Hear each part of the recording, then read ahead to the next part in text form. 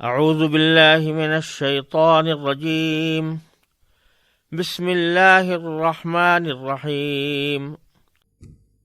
چنانچہ حضرت عبداللہ بن عباس رضی اللہ تعالیٰ عنہ سے ایک روایت ہے کہ اس آیت کے مفہوم میں وہ لوگ بھی داخل ہیں جو قرآن کی تفسیر غلط یا اس میں تحریف کرنے والے ہوں یا بدعتیں ایجاد کرنے والے ہوں۔ ان کے الفاظ یہ ہیں: دخل فی هذه الآیت کل محدث فی الدین وکل مبتدع الی یوم القیامہ۔ تو اس لیے جن لوگوں کے بارے میں یہ بات معروف ہو کہ یہ سلف صالحین سے ہٹ کر کسی اور طریقے پر قرآن کریم کی تفسیر و تعویل کر رہے ہیں، ان کی محفلوں میں شرکت بھی اسی کے حکم میں داخل ہے۔ پھر اس مسئلے کا دوسرا پہلو یہ ہے کہ جب اس قسم کی بیہودہ گفتگو ہو رہی ہو، بعد میں وہ اس گفتگو کو ختم کر کے کوئی اور بات شروع کر دیں، تو اس وقت ان کے ساتھ بیٹھنا جائز ہے یا نہیں۔ لیکن بات یہ ہے، اس میں اگرچہ علماء کے آراء مختلف ہیں، علماء کا خیالات مختلف ہیں، لیکن حضرت حسن بصری رحمۃ اللہ علیہ کا یہ ارشاد ہے کہ ان لوگوں کے ساتھ ہم نشینی اختیار کرنا اور کثرت سے ان کے ساتھ اٹھنا بیٹھنا، چاہے اس وقت وہ کوئی توہین اور استہزاء کی بات نہ کر رہے ہوں، یہ مناسب نہیں۔ کوئی ضروری کام پیش آ جائے تو بے شک ایسے وقت میں ان سے ملاقات کی جا سکتی ہے جہاں وہ یہ اس قسم کی بیہودہ گفتگو میں مشغول نہ ہوں، لیکن ان کو دوست بنانا، ان کے ساتھ کثرت مجالست اختیار کرنا، کثرت سے ان کے ساتھ اٹھنا بیٹھنا، یہ بری صحبت کا ایک انداز ہے اور جو ہمیشہ کے لیے انسان کے لیے مضر ہوتی ہے۔ اسی آیت سے یہ بات بھی معلوم ہوئی کہ اصل میں اگر کسی مجلس میں کسی برائی کا ارتکاب ہو رہا ہے تو رسول کریم صلی اللہ علیہ وسلم نے اس کے 3 درجات بیان فرمائے ہیں۔ ایک درجہ یہ کہ اس کو قوت سے روک دو، دوسرا درجہ یہ کہ زبان سے روکو، اور تیسرا درجہ یہ کہ اس کو برا سمجھو۔ تو جہاں تک روکنے کی قدرت کا تعلق ہے، اس کا تعلق عام طور سے صاحب اقتدار کے، جس کا اقتدار ہے، اس کی اپنی مجلس ہے، وہ صدر مجلس ہے، اور کوئی شخص اس قسم کی بات کر رہا ہے تو اس کو زبردستی روکنا ضرور، اس کو خاموش کر دینا ضرور۔ لیکن اگر کوئی صاحب اقتدار نہیں ہے اور کسی کو گفتگو سے روک نہیں سکتا تو کم از کم زبان سے اس کی مذمت اور اس کی تردید کرے، اور اگر وہ بھی نہیں کر سکتا تو یہ تیسرا درجہ قرآن کریم نے بیان فرمایا کہ فَلَا تَقْعُدُوا مَعَهُمْ، ان کے ساتھ بیٹھو نہیں جس سے ان کی تائید ہو۔ آگے اللہ تبارک و تعالیٰ نے فرمایا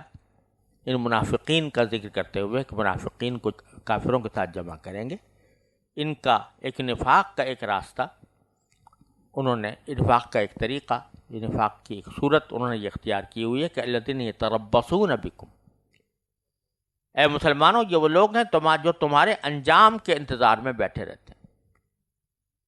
وَإِن كَانَ لَكُمْ فَتْحٌ مِّنَ اللَّهِ، اگر اللہ کی طرف سے تمہیں فتح ملے، قَالُوا أَلَمْ نَكُن مَّعَكُمْ، تو تمہارے پاس آ کر کہتے ہیں کہ ہم بھی تو تمہارے ساتھ تھے، کہ ہم تمہارے ساتھ نہیں تھے؟ مطلب یہ کہ فتح ہوئی ہے، تمہارے غنیمت ملا ہے، تو اس کی تقسیم جب کریں تو ہمیں بھی شامل کریں کیونکہ ہم آپ کے ساتھ۔ وَإِن كَانَ لِلْكَافِرِينَ نَصِيبٌ، اور اگر کبھی کافروں کو کوئی حصہ مل گیا فتح کا، یعنی ان کو کامیابی نصیب ہو گئی، تو قالو، تو ان کے پاس جا کر کہتے ہیں کہ الم نستحوذ علیکم، کہ کیا ہم نے تم پر قابو نہیں پا لیا تھا؟ یعنی شروع میں مسلمانوں نے تم پر قابو پا لیا تھا، اور وَنَمْنَعْكُمْ مِنَ الْمُؤْمِنِينَ، اور پھر ہم نے نہیں بچایا تمہیں۔ یعنی مسلمان شروع میں تو غالب ہو گئے تھے اور وہ تمہیں شکست دینے کے پوزیشن میں تھے، تمہیں شکست دے دیتے، لیکن ہم نے تمہاری مدد کی اور ہم نے تمہیں مسلمانوں سے بچایا. نمنعکم من المؤمنین، ہم نے ایسا نفاق کا راستہ اختیار کیا کہ جس کے نتیجے میں ہم نے پیٹھ سے چھرا گھونپا مسلمانوں کے. تو اس لیے جب تمہیں فتح ہوئی ہے تو ہماری وجہ سے ہوئی ہے، تو اب جو تم مال غنیمت تم نے کمایا ہے اس میں ہمارا بھی حصہ لگاؤ. تو ان لوگوں کا ہاتھ یہ معاملہ یہ ہے کہ یہ مسلمانوں کے ساتھ بھی اپنے دنیاوی مفادات وابستہ کیے ہوئے ہیں اور کافروں کے ساتھ بھی، یعنی ان کو اصل غرض دنیاوی مفادات سے ہے. اگر مسلمانوں کو فتح ہو اور مال غنیمت ہاتھ آئے تو یہ ان کے ساتھی ہونے کا دعویٰ کر کے ان سے مال بٹورنے کی فکر میں رہتے ہیں، اور اگر کبھی کافروں کا داؤ چل جائے تو ان پر یہ احسان جتلاتے ہیں کہ اگر ہماری مدد تمہارے ساتھ نہ ہوتی تو مسلمان تم پر غالب آ جاتے، لہذا ہمیں بھی ہماری ان خدمات کا مالی صلہ دو.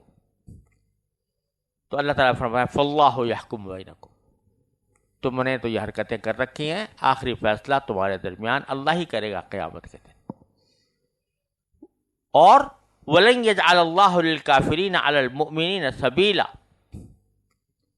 اور اللہ کافروں کے لیے مسلمانوں پر غالب آنے کا ہرگز کوئی راستہ نہیں رکھے گا.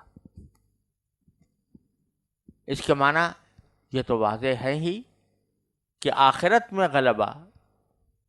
ان کافروں پر مسلمانوں ہی کا ہوگا. اور دوسرا یہ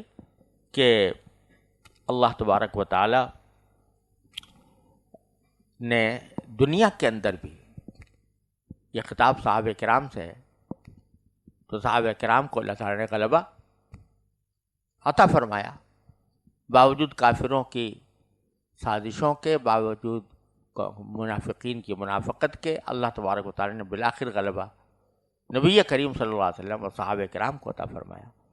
اور آئندہ کے لیے بھی اللہ تعالی نے وعدہ کیا انتم الاعلون ان کنتم مؤمنین، اگر تم صحیح معنی میں مسلمان ہو، ایمان کا صحیح راستہ اختیار کرو تو تم ہی سربلند رہو گے. اگر کوئی آدمی ایمان سے ہٹ کے تقاضوں سے ہٹ کر مغلوب ہو جائے تو اس کے منافی نہیں ہے. پھر اللہ تعالیٰ نے فرمایا کہ ان المنافقین یخادعون اللہ، منافقین جو ہیں وہ اللہ کو دھوکہ دینا چاہتے ہیں. وہو خادعہم، اللہ ان کو دھوکہ دیتا ہے، اللہ نے انہیں دھوکے میں ڈال رکھا ہے. اس کا مطلب یہ بھی ہو سکتا ہے یہ جو سمجھ رہے ہیں کہ انہوں نے اللہ کو دھوکہ دے دیا تو در حقیقت یہ خود ہی دھوکے میں پڑے، کیونکہ اللہ کو کوئی دھوکہ نہیں دے سکتا، اور اللہ تعالیٰ ان کو اس دھوکے میں پڑا رہنے دیتا ہے جو انہوں نے خود اپنے آپ کو اپنے اختیار سے دے رکھا ہے. اور اس جملے کا ایک ترجمہ یہ بھی ہو سکتا ہے کہ اللہ ان کو دھوکے میں ڈالنے والا ہے.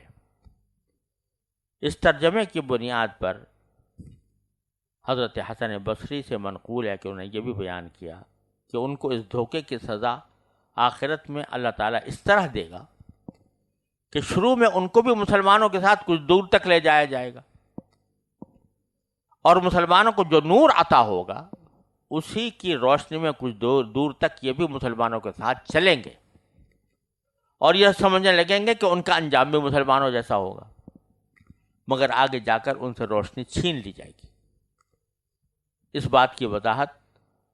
قرآن کریم میں سورہ حدید کے اندر آئی ہے کہ وہاں پر اللہ تعالیٰ نے جو فرمایا کہ کچھ دیر تک یہ مسلمانوں کے ساتھ چلیں گے، پھر اچانک وہ اندھیرے میں بھٹکتے رہ جائیں گے اور بالآخر دوزخ کا ایندھن بنیں گے. اللہ تعالیٰ حفاظت کرے.